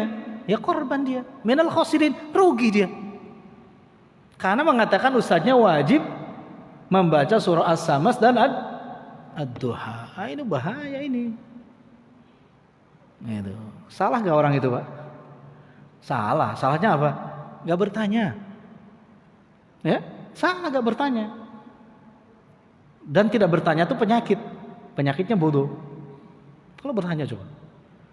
Coba kalau bertanya, apakah boleh atau dengan surah-surah yang lain atau memang wajib? Tanya. Kalau nggak wajib, tanya mana dalilnya sholat duha itu baca surah Asy-Syams wajib itu, mana dalilnya? Tanya. Nah itu. Nanti ustaz bilang, nggak usah pakai dalil, itu kata guru saya. Tanya mana gurunya? Gitu. Tanya lagi, tanya aja gurunya. Sampai kiamat tanya aja lah pokoknya gitu. Ya, supaya benar kita mendapatkan hak gitu kan. Karena itu anak langsung ngobrol dengan orang tersebut. Dan alhamdulillah setelah itu besoknya ya karena anak kasih tahu sholat duha.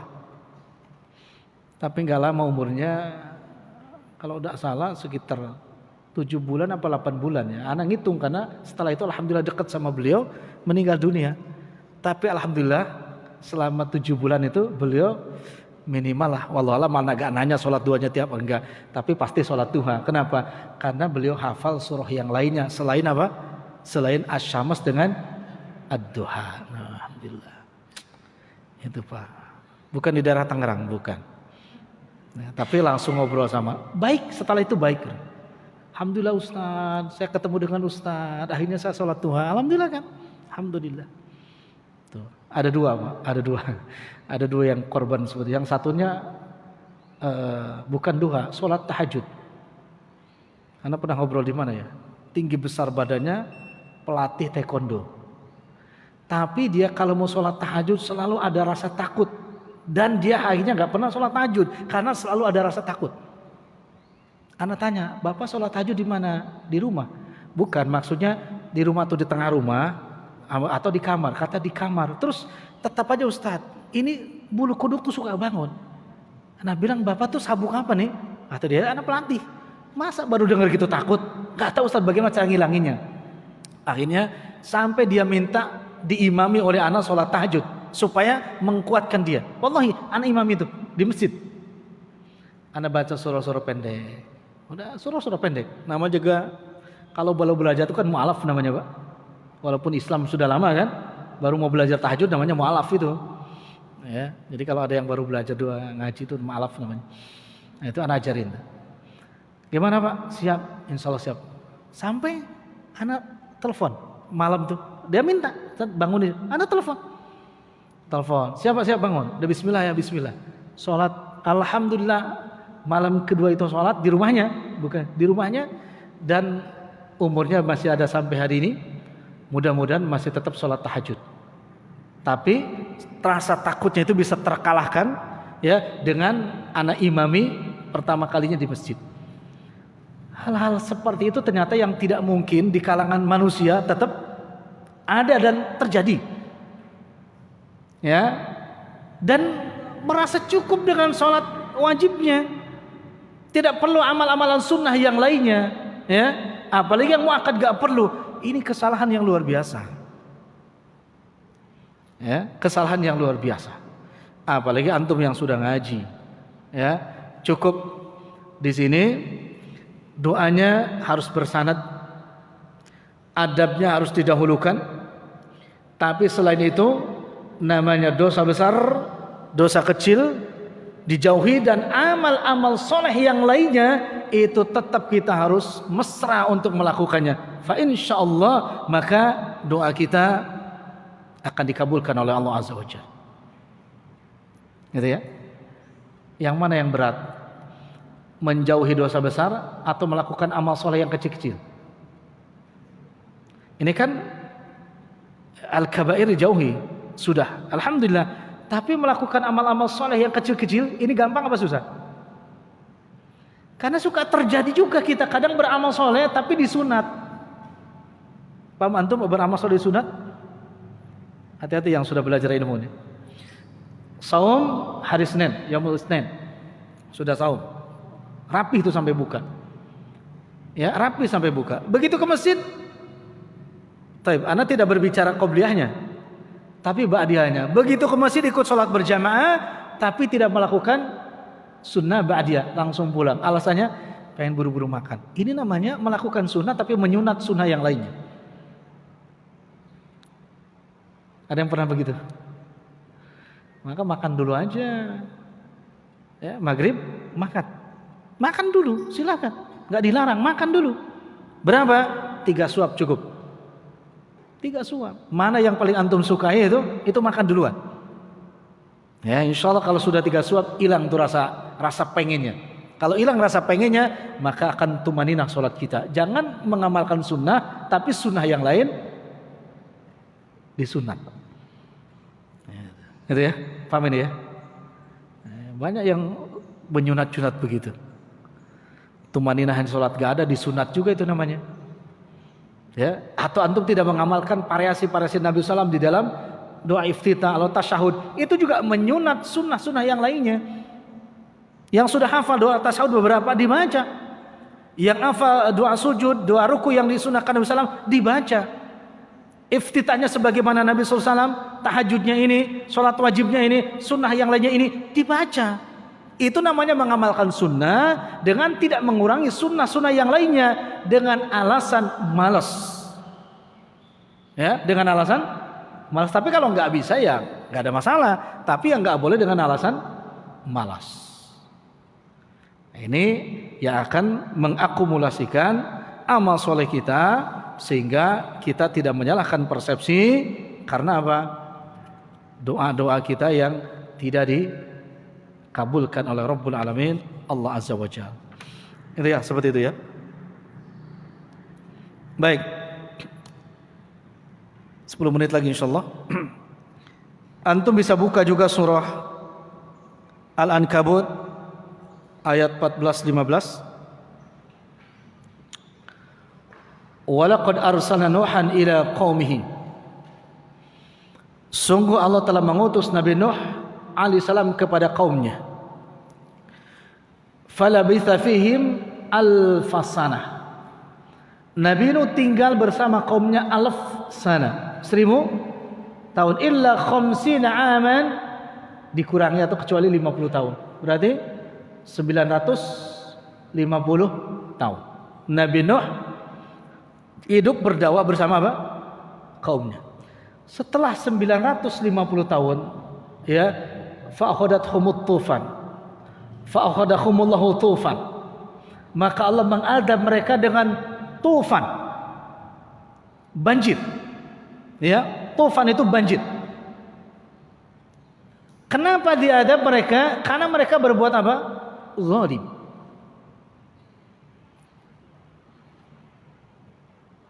Ini Nabi Nuh bersama kaumnya. Padahal kalau kita lihat surah Al-Isra ayat yang pertama, subhanalladzi asra bi 'abdihi laila minal masjidil haram ila al-masjidil aqsa alladzi barakna haulahu. Kalimat barakna haulahu. Orang yang bersandar kepada orang soleh, maka otomatis dia akan terbawa soleh. Hadisnya jelas kan? Barang siapa yang berkumpul dengan tukang pandai besi, maka dia akan kecipratan baunya.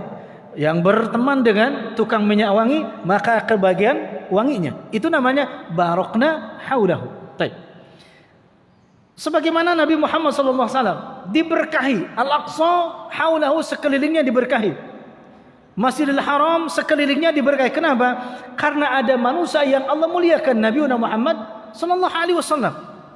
Tetapi kaum Nabi Nuh alaihissalam malah fa akhadahumut tufan. Mestinya kan kalau dengan Nabi Nuh ikut apa?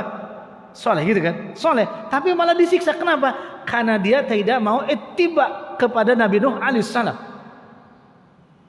Tidak mau ittiba. Beriman enggak mereka kepada Nabi Nuh? Beriman. Mereka mengakui kenabian Nabi Nuh alaihissalam, tetapi mereka tidak ittiba atas amal soleh Nabi Nuh. Apa yang dilakukan mereka? Mendolimi Nabi Nuh alaihissalam. Bahkan melakukan apa di situ? Sodomi. Yang dipasarkan, ya, dimarketingkan oleh siapa? Istri Nabi Nuh sendiri. Ya, hampir sama kan dengan istri Nabi Lut alaihissalam. Akhirnya Allah turunkan tufan, sail, ya. Lalu Allah katakan di ayat 15-nya, fa anjaynahu wa ashabas safinah. Fa anjaynahu, kemudian kami selamatkan hunya kepada Nabi Nuh. Kami selamatkan Nabi Nuh. Wa ashabas safinah, dan ahli sufun, ahli orang-orang yang ada di perahu. Kenapa diselamatkan dia, Pak? Karena yang ikut bersama Nabi Nuh alaihissalam bukan hanya wahwa mu'min, paham? Bukan hanya mengimani kenabian Nabi Nuh alaihissalam, tapi dia ittiba kepada Nabi Nuh alaihissalam. Di mana ittibanya? Mau ikut ke perahu Nabi Nuh dengan keberimanan tadi. Maka fa anjaynahu wa ashabas safinah. Paham ini? Berarti ternyata doa kita bisa dikabulkan bukan hanya mengimami tentang unsur doanya, tapi ada unsur-unsur lain, yakni ittiba kepada apa yang diperintahkan dan disunahkan oleh Nabi kita SAW. Dimanapun kita berada, hatta yang menurut orang lain tidak, kalau sudah beriman dan ittiba, ada tariqun ilal jannah, ada celah-celah jalan yang Allah mudahkan menuju jannahnya Allah Azza wa Jalla, gitu. Jadi bukan cuma beriman kepada kenabian Nabi Nuh, tapi mengimani syariat Nabi Nuh alaihissalam dengan ngikut naik ke dalam perahu. Fa anjaynahu wa ashabas safinah. Itu yang susahnya yang mana? Enggak ada hari ini yang tidak mengimani Nabi SAW, orang beriman, orang Islam, tidak ada. Yang susah itu hari ini adalah ittibanya. Gitu ya? Yang susah ittibanya, bahkan masih meremehkan sunnah-sunnah Nabi SAW. Ya, justru yang diamalkan sunnah-sunnah jahiliyah. Bakal selamat? Lah, tidak. Sebagaimana tidak selamatnya yang tidak naik perahu Nabi Nuh alaihissalam. Kata para salafus soleh, sunnah ini adalah safinah, perahu. Ya, dan barang siapa yang ada di dalam sunnahnya Nabi Muhammad SAW, maka dia akan selamat ilal jannah, akan selamat menuju surga Allah Subhanahu wa taala. Maka jangan remehkan sunnah sekecil apapun. Bahkan pesan Nabi sallallahu alaihi wasallam termasuk tabassum, bermanis muka berseri-seri ala wajhi akhaka, terhadap saudaramu, itu jangan diremehkan. La tahqiran, kata Nabi, jangan kau remehkan. Kenapa? Satu falaka sodakoh, di sisi lain itu bagian daripada sodakoh, di sisi lain itu ittiba terhadap syariat Nabi Shallallahu Alaihi Wasallam, maka naja akan selamat. Nah, itu. Jadi hari ini bukan cuma doa, tapi yang terpenting apa? Mengikuti syariat dan sunnah Nabi Shallallahu Alaihi Wasallam. Itu penjelasan tadi di surah Al-Ankabut ayat 14-15. Alhamdulillah ya, Allah hari ini memberikan kita kemudahan untuk berada di majlis ilmu, dan mudah-mudahan memberikan kemudahan untuk mengamalkan sunnah-sunnah Nabi Sallallahu Alaihi Wasallam, yang ringan, yang sedang, ataupun yang berat. Kalau itu ada, mudah-mudahan diberikan kemudahan oleh Allah Azza wa Jalla. Ya. Ana tutup dengan satu riwayat tentang muadzinnya Nabi Muhammad sallallahu alaihi wasallam dalam hadis yang sahih, bahwa muadzin Nabi jumlahnya ada 4. Ya, muadzin Nabi ada 4, walaupun disebut 5 karena yang satunya tidak diakui, maksudnya tidak kuat.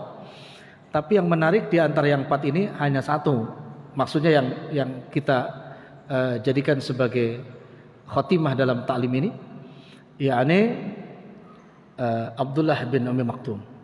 Ya. Abdullah Ummi Maktum, atau nama beliau adalah Ummu Qais. Itu beliau muadzin Nabi dalam keadaan qaddarullah ma syafa'ala, buta. Ya.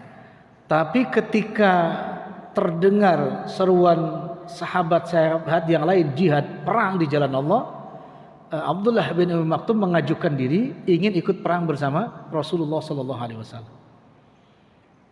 Antum tahu keutamaan jadi muadzin itu pahalanya luar biasa? Luar biasa kan?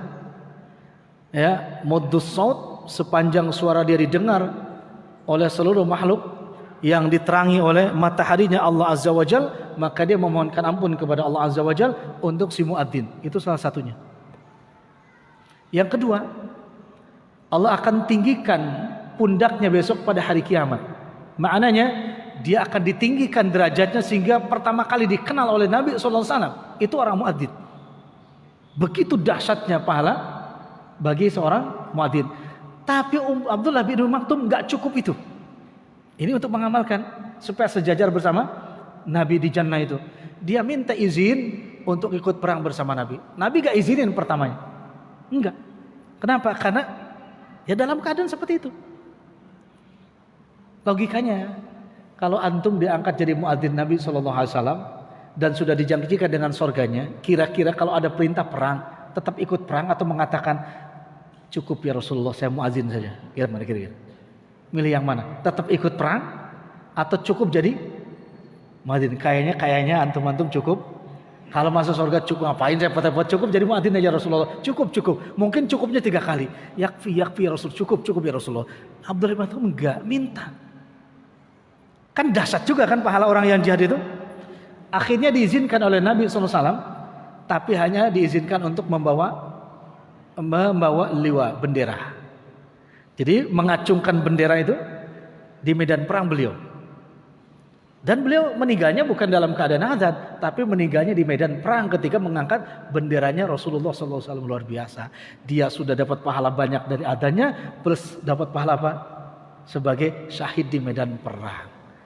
Jadi itu gak merasa cukup dengan amal soleh, tapi tetap bagaimana kita supaya mendapatkan kecintaan dari Nabi SAW, bahkan ya mudah-mudahan bisa bersanding bersama Nabi Sallallahu Alaihi Wasallam. Itu ya, terakhir seperti itu. Baik. Kita cukupkan dulu. Ada pertanyaan? Baik, silakan. Waalaikumsalam.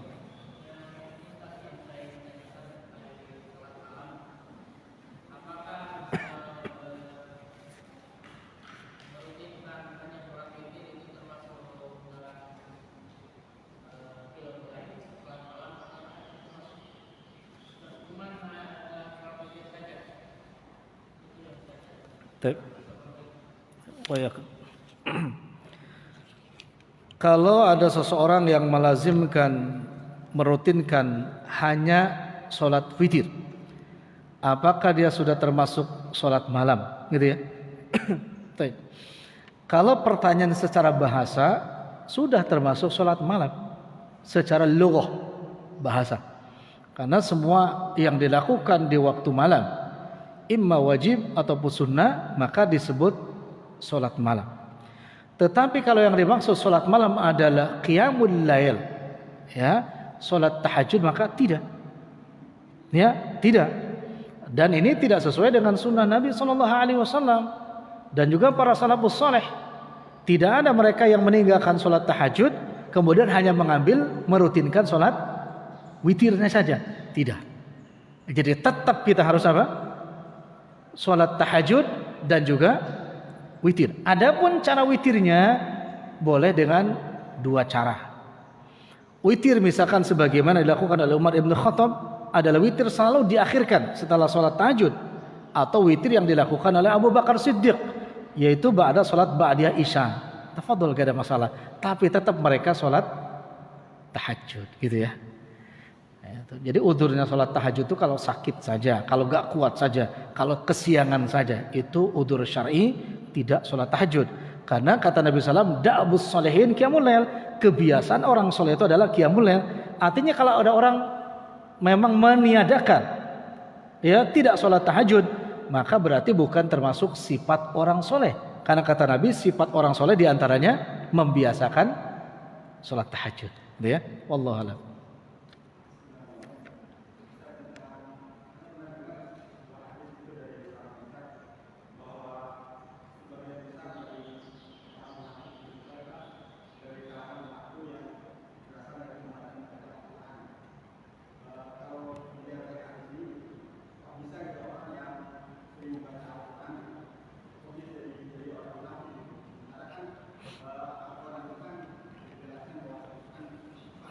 Nah, itu aja. Bisakah orang yang rajin baca Quran menjadi orang munafik? Bisa. Bukan cuma orang munafik, bisa jadi orang kafir. Musailamah al-Kadzdzab itu hafal hadis dan hafal Quran, tapi ternyata menjadi apa? Pembesar orang munafik, bahkan al-Kadzdzab, pendusta. Dengan apa? Pertama, tujuan membaca Qurannya adalah bukan lillah, bukan karena Allah. Atau ya, udah keluar tuh. Yang kedua, tujuan Qur'annya adalah lid dunya, untuk mencari apa? Kehidupan dunia. Itu sudah jelas munafik. Ya, itu dalam niatnya, itu dalam niatnya, belum dalam prakteknya. Ketiga, membaca Quran bi ghairi tadabburin, membaca Quran tanpa ditadabburi, maka akan menyeret seseorang kepada nifak. Karena tidak akan mendapatkan petunjuk. Sementara Quran hudal linnas, menjadi petunjuk bagi manusia, wa bayyinatin minal huda wal furqan, dan pembeda antara hak dan batil. Kapan dia tahu hak dan batil kalau tidak dipahami Quran? Gitu ya. Itu baru niat, perbuatannya seseorang tadi kalau keluar daripada niatnya lillahi ta'ala dalam membaca Quran, dimanapun dia baca, di tempat yang mana ia baca, sudah jelas munafik, bahkan bisa syirik. Contoh, sebentar lagi bulan Ramadan, antum kalau dengar seorang imam sholatut tarawih membaca ngimamin sholat tarawih, rakaat pertama pakai lagu Syekh Abdurrahman As-Sudais, rakaat kedua pakai lagu Syekh Bandar Badila, rakaat ketiga, pokoknya setiap rakaat lagunya beda-beda. Tanya, tujuannya apa? Mau musabaqah atau ngimami orang? Atau mau mengatakan, hada ana, ini aku nih yang bisa semua syekh? Jelas itu. Jelas. Maka Imam Ahmad rahimahullah ketika ngajar taklim seperti ini, Imam Ahmad suaranya bagus, merdu. Tapi biar tidak terdengar merdu, Imam Ahmad berpura-pura zukam, berpura-pura flu, berpura-pura serak. Supaya apa? Supaya tidak menganggap jamaahnya beliau suaranya bagus. Ini malah ada imam sholat taraweh lagunya macam-macam. Di komen di YouTube-nya, luar biasa, ente baklul. Kalau luar biasa, tujuannya apa? Ya, satu lagu aja. Kenapa? Ditadabburi. Gitu ya. Hati-hati loh kalau dengar gitu. Ya, antum kalau tahu ilmunya nasihatin, berdua, ya ajak, Ustadz sudah makan belum? Kata kebetulan belum. Ayo, ajak ke warung. Wah, itu kalau nasihatin begitu dulu, ajak makan ke warung, udah makan. Gimana Ustadz? Kata Ustadz, alhamdulillah banyak kenyang. Alhamdulillah Ustadz. Ngomong-ngomong Ustadz, masya Allah luar biasa lagunya itu. Tadi Ustadz tuh setiap 11 rakaat itu 11 imam. Luar biasa Ustaz. Masya Allah. Ini ajib marah. Mohon maaf Ustaz. Nah itu baru tuh poinnya, mohon maaf. Setahu ana gak pernah dilakukan oleh para salafus saleh, oleh generasi terbaik yang suaranya bagus-bagus. Imam itu kok setiap rakaat suaranya beda-beda tuh, lagunya beda dengan Ustaz. Mohon maaf Ustaz ini. Nah itu nasihatin. Ajak makan dulu. Kalau sudah diajak makan dia masih marah, emang dia sifatnya pemarah, udahlah kayak begitu kan. Ya, udah antum pakai dalil wa tawassaw bil haq wa tawassaw bis sabr itu. Ya. Atau misalkan dia ngimam lagunya satu. Tapi dia pakai luhumul jahiliyah, dilakukan sebagaimana orang-orang jahiliyah untuk menarik orang-orang, bukan lagu tahazun. Sedih itu bukan karena tadabbur, tapi biar dikatakan oh dia hello, lagunya tuh hello, bagus. Itu pun juga sudah munafik.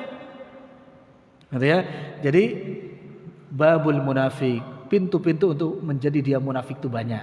Siapa itu? Para pembaca Quran. Qori itu qori sekarang nangis tuh 5 juz 1 jam. Fasanuyassirhu liyusr. Allah mudahkan bagi orang yang paham agama itu untuk mencapai suatu kebenaran, kebaikan dengan waktu yang sama, tapi dimudahkan. 1 jam 5 juz. Ana 1 jam tuh baru ana 1 jam. Tadi kemarin 20 menit 1 juz, ana baru bisa 20 menit 1 juz. Berarti 1 jam tuh dapat berapa tuh? Baru 3 juz. Tuh. Tapi syarat harus hafal Quran. Yang dihafal. Kalau nggak hafal nggak bisa 20 menit 1 juz. Ini harus hafal. Imam Syafi'i luar biasa, hafal segala-galanya Quran. Gitu. Dia nangis. Bagaimana hari ini ada orang baca Quran ketawa-ketawa. Mustamin wal mustami'atnya berkata-kata yang gak jelas. Maka ada qori sampai ngambek, marah sama mustami'nya itu. Ini ya. Jadi nifak itu. Ya, itulah wallahu alam soal itu. Anda mohon izin dipotong ini tadi. Nah, pertanyaan terakhir tentang mau tanya apa artinya al-adab qaulul ilmi. Mohon penjelasannya Ustaz. Anda lihat ditulis di kaca belakang mobil. Oh, ini orang kreatif juga ya. Nulis ada qaulul ilmi di kaca mobil. Tujuannya untuk siapa? Untuk dia atau untuk yang lihat mobil dia? Ya. Ya, baik. Qaulu atau adab qaulul ilmi. Adab qaulul ilmi itu ucapan para penuntut ilmu. Qaul itu kan ucapan. Qaulul ilm ucapan para, maksudnya adab berbicara para penuntut ilmu. Taib sahih, betul itu. Ada adabnya berbicara para penuntut ilmu. Kapan? Fi majlisil ilmi au fi ghairiha. Di dalam majlis ilmu atau di luar majlis ilmu. Maknanya apa? Orang yang sudah menuntut ilmu itu, maka kata-katanya harus beradab. Harus punya adab, akhlak. Orang yang sudah menuntut ilmu, di antara akhlak orang yang sudah menuntut ilmu ucapannya adalah ketika berjumpa dengan saudaranya selalu mengucapkan apa?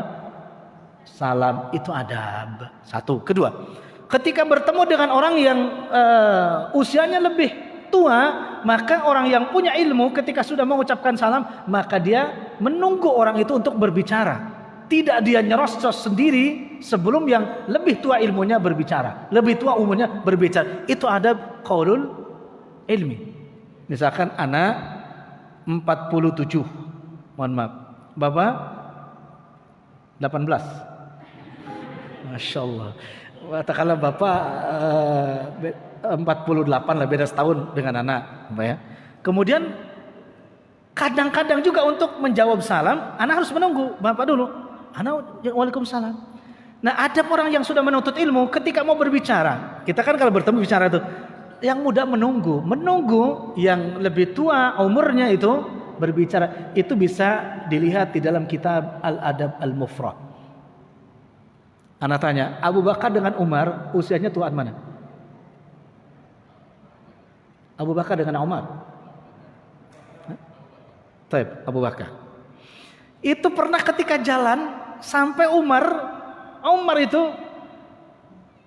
punya buruk sangka. Termasuk Abu Bakar juga. Kenapa? Biasa sahabat kalau jalan ke masjid tangannya bergandengan. Walaupun jauh rumahnya, sampai masjid atau ketika mendengar adzan baru lepas. Kenapa? Para sahabat kalau masuk ke masjid, Pak, sebelum adzan berkumandang udah jalan ke masjid. Beda dengan yang lain sahabat hari ini. Komat. Baru jalan, dia sebelum adzan sudah keluar rumah. Lalu bergandengan tangan. Itu Umar dan Abu Bakar tidak. Umar diam, tidak mengucapkan salam. Abu Bakar diam. Ini ada dalam Al-Adab Al-Mufrad. Sampai diadukan kepada Nabi SAW, ya Rasul, tadi ke masjid ini kenapa ya? Ini berdua diadukan. Orang soleh itu begitu, Pak, ingin segera islah. Yuk datang kita adukan, dua-duanya datang ke Nabi. Masya Allah, ini ingin mendapatkan jannah. Kata Abu Bakar, ya Rasulullah, tadi Umar tuh barang ke masjid tidak biasanya. Biasanya dia yang salam kok dia diem. Apa masalahnya? Tanya Nabi, wahai Umar, Anda punya masalah apa? Umar senyum, Pak. Abu Bakar makin keki. Loh, ini tanya masalah malah dia senyum, gitu kan? Ditanya masalah malah senyum. Apa kata Umar? Ya Rasulullah, sebelum saya menjawab, saya mau ngadukan pertanyaan juga. Kenapa Abu Bakar tadi tidak seperti biasanya ngucapin salam, tapi diam saja sampai saya masuk masjid? Ini dua-duanya keki, tapi keki dalam menghadapi kebenaran yang benar. Akhirnya Abu Bakar cerita. Kata Abu Bakar, saya ingin mendapatkan pahala dari ahli surga yang sudah dijamin olehmu ya Rasulullah masuk surga, biar dia bersedekah kepada saya mengucapkan salam, dan saya juga bersedekah kepada beliau mengucapkan salam. Tawadunya Umar kepada siapa? Abu Bakar. Abu Bakar kepada Umar. Usianya Umar lebih muda, tapi alasan Abu Bakar karena Umar sudah dijamin masuk surga. 10 sahabat yang sudah dijamin masuk surga, biar Umar saja duluan ucapin salam. Karena dia punya kelebihan. Apa kelebihannya? Dia sudah dijamin surga. Apa kata Umar? Ya Rasulullah, udurku juga sama. Pertama, Abu Bakar itu kan sudah dijamin masuk surga juga. Yang kedua, beliau itu kan lebih tua usianya, maka aku nggak mendahulunya. Ini adab. Nangis, Pak, dua-duanya berpelukan. Ini ya wurud hadis dengan hadis, menjelaskan hadis dengan hadis tentang 10 sahabat yang sudah dijamin masuk surga. Ini termasuk adab qaulul ilmi, adab para penuntut ilmu. Abu Bakar, Umar pun demikian. Gitu, Pak. Masya Allah. Paham nggak tentang ini? Ya, tapi kita jangan karena rumahnya nggak tahu mestinya di mana, diem mana. Ini nggak salam-salaman juga. Ini nggak assalamualaikum, diem aja sampai rumah. Ini lewat grup haji dia tapi nggak ngucapin salam. Ya udah jadi bahaya itu. Sudahlah sekarang. Jadi siapa yang duluan ngucapin salam itu yang terbaik. Tapi adabnya seperti itu, termasuk ketika berbicara ini. Mohon maaf, ukhti yang bertanya tadi yang dipajang di mobil, maksudnya adab-adab adab-adab bicara atau adab-adab ucapan para penuntut ilmu, termasuk tidak meninggikan suara. Sebangsa buset itu sudah nggak ada. Pokoknya itulah adab-adabnya semua. Insyaallah ya. Masya Allah. Tapi cukup ya. Wallahu taala alam bisawab. Subhanakallah bihamdik. Asyhadu an la ilaha illa anta astaghfiruka wa atubu ilaik. Wassalamualaikum warahmatullahi wabarakatuh.